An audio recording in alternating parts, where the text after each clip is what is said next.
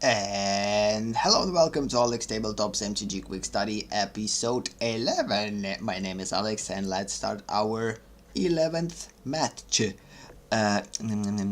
So let me start things, launch it, and yep.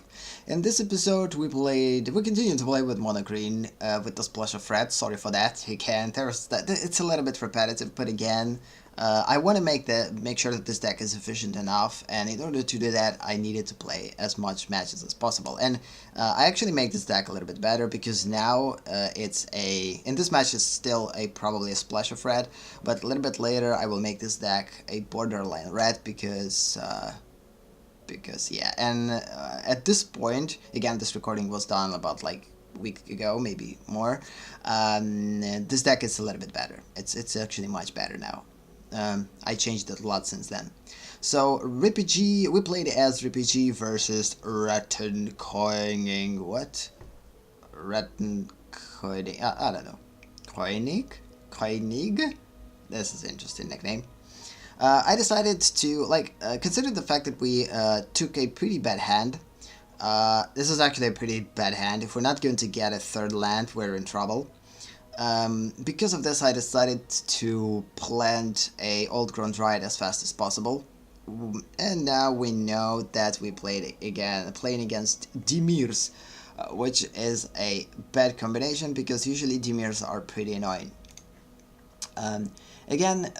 Dimirs are blue-black combination, and in this particular instance, in this format, and nowadays standard, Dimirs are pretty strong because it's a surveil ability that allows player to basically surveil its deck and decide to either keep the card on top of the library or put it on a graveyard if opponent don't need it.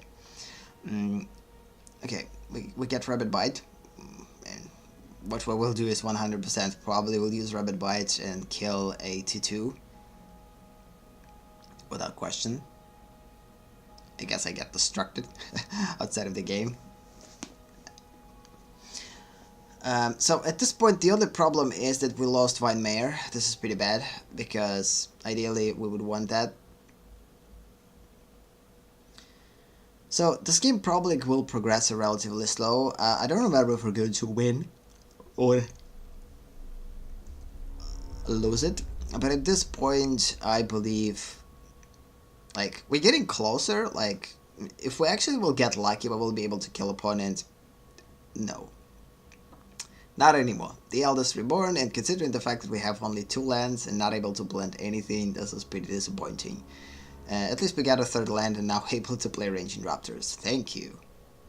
And we have to discard a card. I probably will discard I don't know, Color Majesty?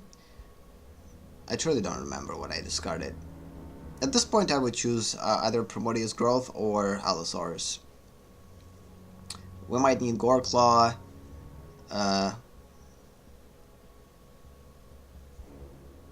Yeah.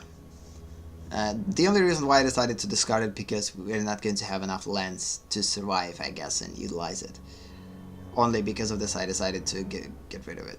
So there's a good chance, yeah, and we get 2 copies of Colossal Majesty. This is stupid. After this I probably decided to remove 1 copy from the deck.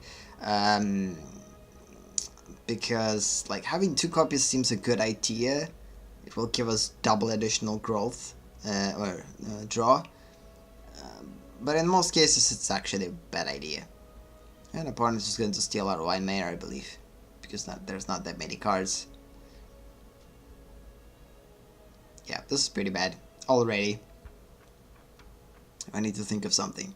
And the thing is, opponent has 7 life. If we would have a decent amount of lands, we might even have a chance to actually turn this game around. Or basically win it before opponent will establish the offense or defense. But because of the lack of lands previously, and now opponent starts to plant crazy threats, I believe we're going to die. Surveil 4, you gotta be kidding me. top 4 cards of a library, then put a... yeah. It's pretty annoying. Yeah, surveil decks are pretty annoying. It's pretty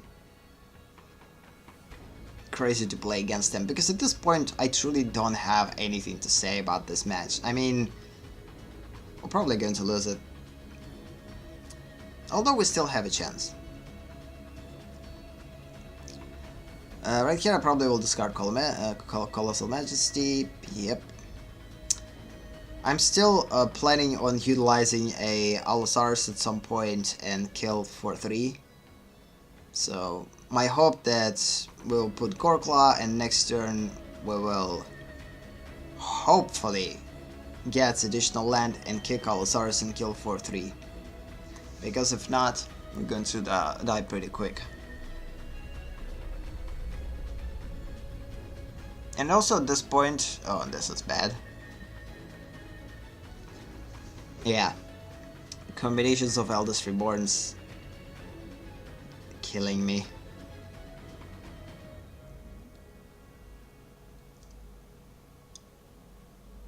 And we didn't get a land. This is pretty bad. I mean, if I would get it, we would be able to kick it. 2, 5, we have 4. Yeah, we need our 1 land to kick Allosaurus and kill 5/3. It would help us to survive at least 1 more turn. Instead of it, I just put a 7/6 in play. Good thing that we have Allosaurus. Good thing that we have Wrenching Raptor to discard. I mean, but I believe opponent will surveil again and bring back and force us to discard Allosaurus too. Oh, actually not. But still, we need 1 land to use Allosaurus properly. And at this point, I don't know, should I play just regularly or still wait for a land? I decided to wait for a land, I believe. Like, psychologically, I'm starting to lose it. I mean, usually at this point, yeah. This is, by the way, a mistake, I believe. I probably should keep it. But one of the reasons why I decided to actually put it in play, because there is a good possibility that the opponent will force us to discard 2 cards next turn, and this is probably one of the reasons why I decided to play Allosaurus regardless, because it's better to play it than not to play it and lose it by discarding. I would rather have a creature 6/6 as a potential threat, 5/5 originally, in Allosaurus, than not to have it at all. Because again, when we talk about when we talk about Dimirs that are pretty aggressive on discarding, and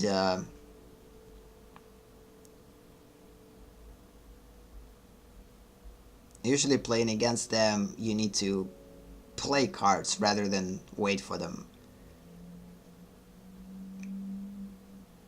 This is one of the things with Dimirs.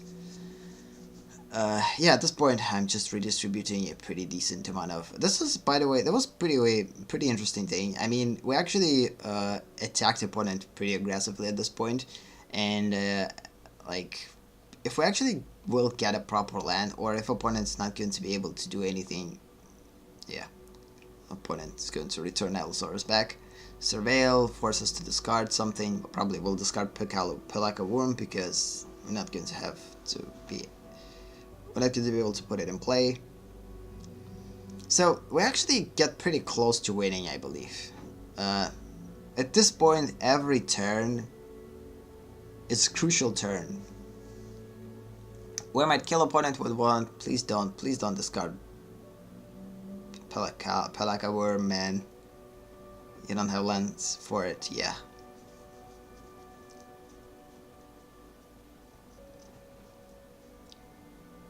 Oh, you gotta be kidding me. And if opponent is going to counter it, it's going to be... it. Yes. Hello, counter. Yeah, that's it. I guess if we wouldn't counter it, we actually might have a chance. Like, can you imagine we put in 5/5 Allosaurus, opponent doesn't have a counter spell, now opponent can't attack us, because if opponent is not going to have a block, we're going to kill opponent. Opponent will force into blocking, 4/3 is dying, and we still have a chance. So again, it was super close. Like, and now no matter what we're going to get, we don't have enough lands to put it. So because of this, I'm sacrificing Moral of Unity to hopefully get one small creature to put in play.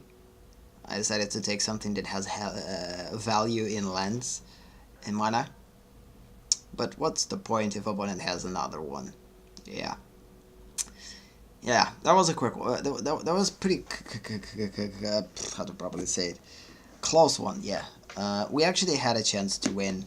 I don't believe that I made a misplay at some point. I believe regardless of what I would do, we would still lose, considering what opponent had in his or her hand. So that was pretty cool. So yep, I guess this is sums up this episode. Thank you for watching. Thank you for being here. If you here, I don't know. Usually I'm saying this during the stream. So if you like this video, give it a boost. If you want more, subscribe and set the bell note. Visit Alex Connects on Twitch to be a part of MTG Study live sessions. Have a nice day or night, and see you in the next episode. Bye bye.